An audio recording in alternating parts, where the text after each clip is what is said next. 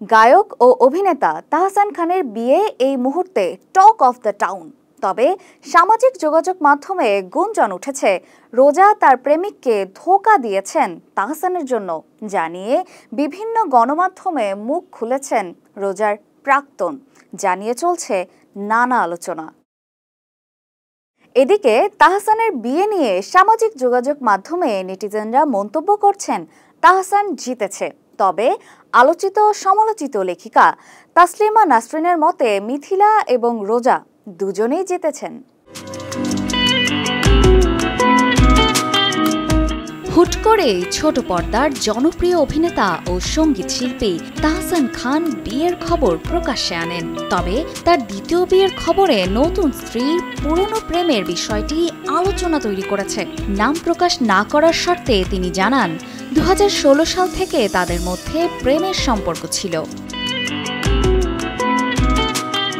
রোজা আহমেদের সাবেক প্রেমিক বলেন, কিছু ঘটে বলেই কিছু রটে। 2016 সাল থেকে সম্পর্কের শুরু। 9 বছর আমাদের সম্পর্ক ছিল। শনিবার পর্যন্ত বিয়ের বিষয়টি জানতাম না আমি। ব্রেকআপ হয়েছে 3 মাস আগে। নিজেকে রোজার সাবেক প্রেমিক দাবি করা যুবক সম্পর্কের গভীরতা নিয়ে বলেন, রোজা বিদেশে যাওয়ার সময় আমার কাছ থেকে 15 লাখ টাকার মতো নিয়েছে। সে টাকাগুলো তো আমি পাইনি। আমি জানি না সে টাকাগুলো ফেরত দেবে কিনা। খোঁজ নিয়ে জানা যায় রোজার প্রেমিক পেশায় একজন ব্যবসায়ী। তবে তিনি সরাসরি কোনো গণমাধ্যমে রোজার বিরুদ্ধে কোনো অভিযোগ করেননি বলে জানান। এমনকি ভাইরাল অডিও ক্লিপটি যে তার, সেটার প্রমাণও চান।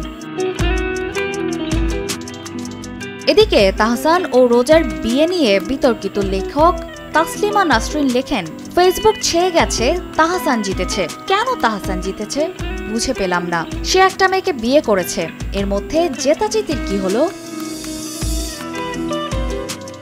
তাসলিমা আরও লেখেন, আমি মনে করি মিথিলা বা রোজা একটুও হারেনি। তারা স্বনির্ভর এবং স্বাধীনতা ভোগ করতে পেরেছে। নারী বিদ্বেষী সমাজে নারীর জিতে যাওয়ার প্রথম শর্তই এটি। অপর্ণা বর্ষা, কালের কণ্ঠ।